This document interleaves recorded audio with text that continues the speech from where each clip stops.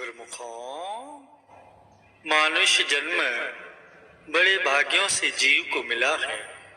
यह कोई साधारण जन्म नहीं है। जब जीव के कई जन्मों के पुण्य कर्म एकत्र होते हैं, पिछले कई जन्मों की बहुत कमाई होती है, तब उसे ये मानुष देही मिलती है। मानुष देही को धारण करने वाले विरले विरले संस्कारी जीव होते हैं। हर एक जीव इस देही को धारण नहीं कर सकता। यह दुर्लभ जन्म जीव को बार बार नहीं मिल सकता। इसीलिए महापुरुष फरमाते हैं कि इसकी पूरी पूरी संभाल कर इसको पाकर अपना काम बना ले। कौन सा काम बनाना है? वो काम है मालिक की भक्ति वाला, भजन वाला, सेवा वाला। अगर इसे अभी नहीं किया तो कब करेगा? गुरुमुख जन आप ही अंदाजा लगा सकते हैं। गुरु को वीडियो लाइक करना, सब्सक्राइब करना, प्लीज ये सत्संग बहुत ध्यान से सुनना आप। यदि बड़े भाग्यों से ये मनुष्य जन्म मिला है और उसके बाद सत्पुरुषों की संगति मिल गई है, तो ये अभाग्य है। सत्पुरुषों की संगति मिल जाने से इंसान को वह चीज मिल जाती है जो उसकी अपनी है, और जिस मकसद के लिए वो इस देही को धारण करके आया है, वो मकसद भी पूरा हो जाता है। वो कौन सा मकसद है? वो मकसद यही है कि इसकी आत्मा जो चिरकाल से परमात्मा से बिछड़ी है, वापस उससे जा मिले। जिनको मानुष्य जन्म मिला, फिर जिनको सत्पुरुषों की संगति भी मिल गई, तो यह उनकी बड़ी खुश नसीबी है, क्योंकि सत्पुरुषों की संगति में ही वो ज्ञान मिलता है, विचार मिलता है, वो बुद्धि मिलती है। उन्हें ऐसा तरीका मिल जाता है जिससे वो गुरुमुख जन, प्रेमी जन मालिक की भक्ति करके, सेवा करके अपनी आत्मा को, जो कि बहुत समय से परमात्मा से बिछड़ी है, उसे मिला लेते हैं। इसीलिए महापुरुष आप जैसे गुरुमुखों को, प्रेमियों को ऐसे विचार देते हैं, ऐसा ज्ञान देते हैं कि आप भले ही संसार में रहो, जहाँ भी रहो, महापुरुषों के बनाए हुए पांचों नियमों की पालना करते रहो।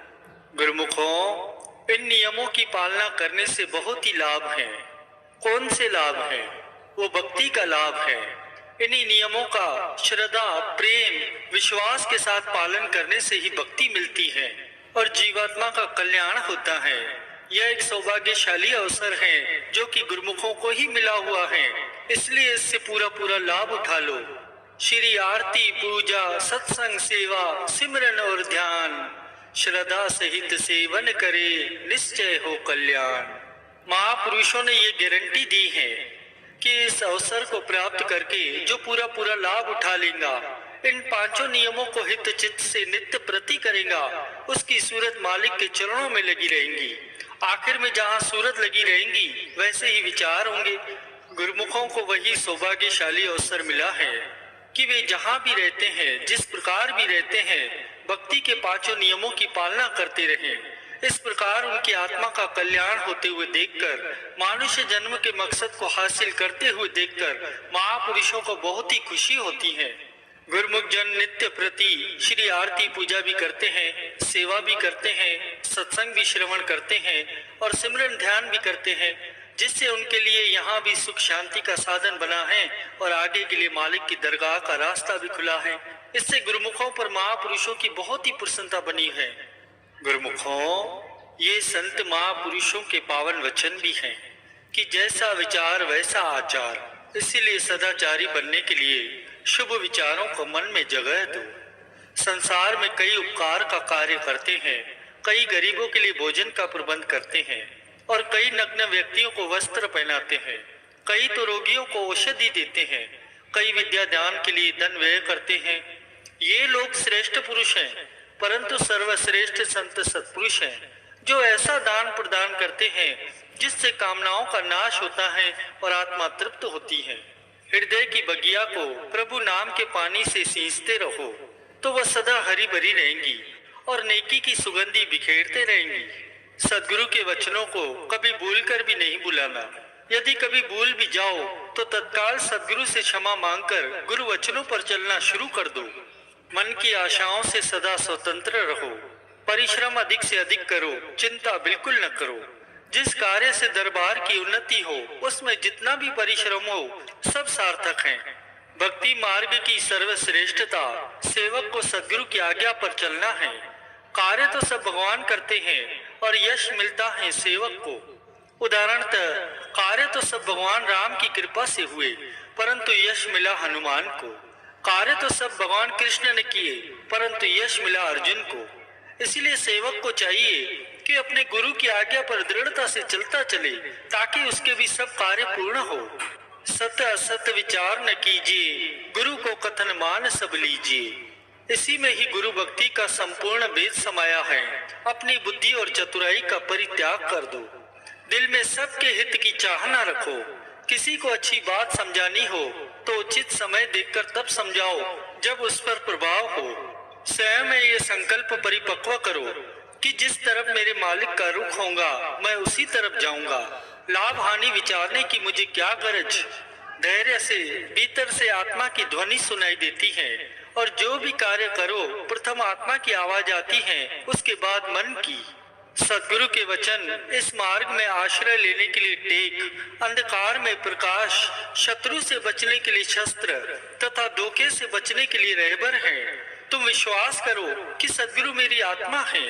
तुम नाम का सिमरन करते हो, जो कार्य तुमसे होते हैं वह सब उसी शक्ति के प्रताप से ही होते हैं। सद्गुरु को अंतर्यामी समझकर बुराई से बचो।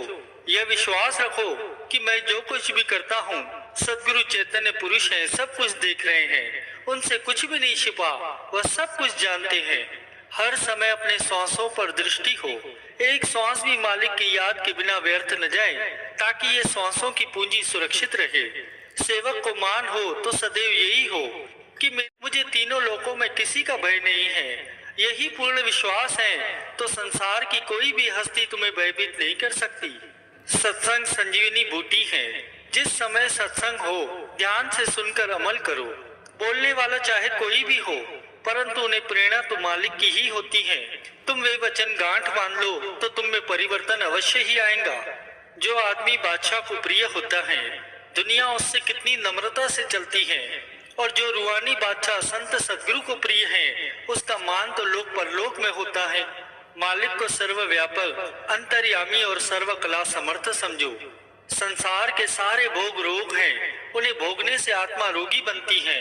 गुरुमुखों की संगति खोज खोज कर करो, और मनमुखों की संगति एक पल भी न करो। अभिमान का मार्ग काल की ओर और नम्रता का मार्ग दयाल की ओर जाता है। मन की मति पर चाहे कितने ही तीर्थ कर लो, तप कर लो, कितने ही दान पुण्य कर लो, तो भी पूर्ण संत सद्गुरु की शरण और उनकी कृपा के बिना मुक्ति प्राप्त नहीं हो सकती। यदि मानव तन पाकर भी मनुष्य ने वह ज्ञान प्राप्त नहीं किया जिसको प्राप्त करने के पश्चात किसी अन्य ज्ञान की आवश्यकता नहीं होती, और वह नित्य सुख प्राप्त नहीं किया जिसके पश्चात दुख न हो, तो उसने अपने अमूल्य जन्म का कुछ भी लाभ नहीं उठाया। तुम सदैव सद्गुरु के किए हुए उपकारों को याद करो और सदैव उनका एहसान मानो। उन्होंने जो कुछ भी तुम्हें दिया है वह राजाओं के खजानों में भी नहीं है। ये सारा संसार ही मन के कारण दुखी है। फिर ऐसे शत्रु का कहना मानकर सुख की अभिलाषा कैसे रखते हो? श्री सद्गुरु की आज्ञा के शस्त्र से अपने मन को मारोगे तो सदैव सुखी रहोगे। गुरु को वीडियो लाइक करना, सब्सक्राइब करना प्लीज।